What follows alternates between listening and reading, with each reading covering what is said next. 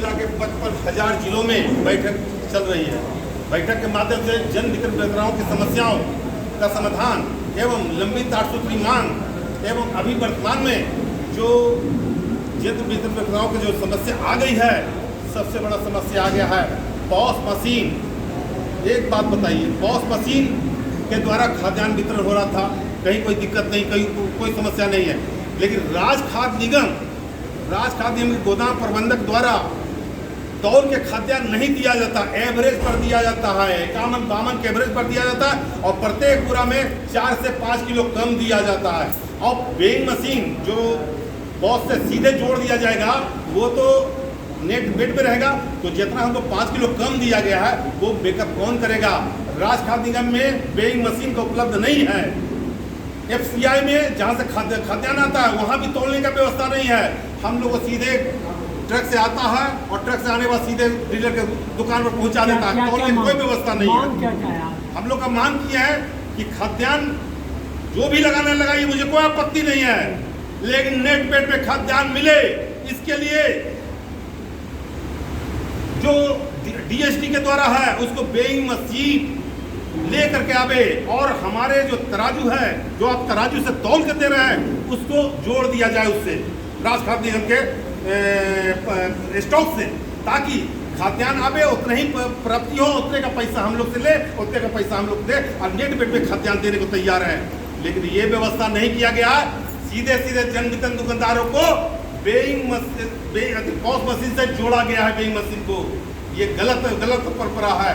पहले राज खाद्य निगम अपना वेइंग मशीन से खाद्यान्न दे, उसके बाद हमारे जन वितरण दुकानदारों को पॉस से जोड़ने का काम करे, अन्यथा आंदोलन होगा और जम के आंदोलन होगा। दूसरी मांग हम लोग कर रहे हैं, जन वितरण विक्रेताओं को 8 सूत्री मांग है, सरकार के पास लंबित है। हम लोग लगातार धरना प्रदर्शन किए हैं, अभी 21/3/2022 को हम लोग किए थे।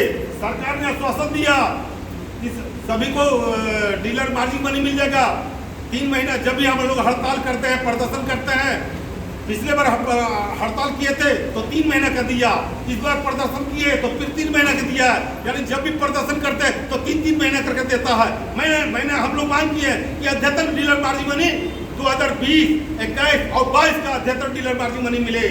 दूसरा, जन वितरण विक्रेता को सरकारी सेवक घोषित किया जाए एवं उसके जो नॉमिनी बनाया गया है, जन विक्रेता या उसके नॉमिनी को सरकारी सेवक बनाया जाए।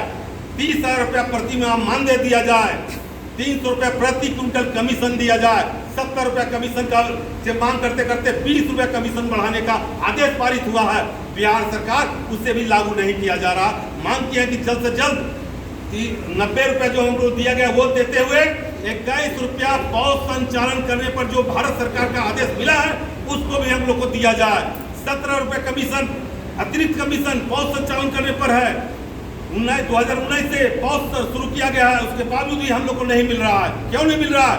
वो 17 रुपये कमीशन दे, अन्यथा सड़क पर भी लड़ाई लड़ेंगे और जरूरत पड़ेगा तो न्यायालय में भी लड़ाई लड़ेंगे। इसकी तैयारी हम लोग कर रहे हैं। हम लोग लगातार मांग कर रहे हैं कि जन वितरण विक्रेता को आवंटन जो है प्रखंड स्तर पर आवंटन हो। प्रखंड स्तर पर आवंटन होता था, कहीं कोई समस्या नहीं था। अगर कोई लाभुक एक्सपायर कर गया तो आराम से प्रखंड में जाता था लाभुक, वहां जाके डिलीट करवा लेता था। अब सचिवालय में ही आवंटन होता है, वहां डिलीट कैसे कराएगा? अब बताइए, सरकार ने कितना कार्ड को रद्द कर दिया, क्यों ऐसा नहीं बताया? इसका मात्र कारण है प्रखंड स्तर पर होता तो ये नौबत नहीं आता, बराबर डिलीट होते रहता। मृत्यु हो जाने पर, किसी की शादी हो गया वो जाने पर, लेकिन वो परंपरा सारा आवंटन सचिवालय स्तर पर हो रहा है। अब किस कारण से हो रहा है वो जाने, उसका काम जाने, लेकिन सही तरह से तभी संभव है जब आप प्रखंड स्तर पर आवंटन किया जाए, मॉनिटरिंग किया जाए।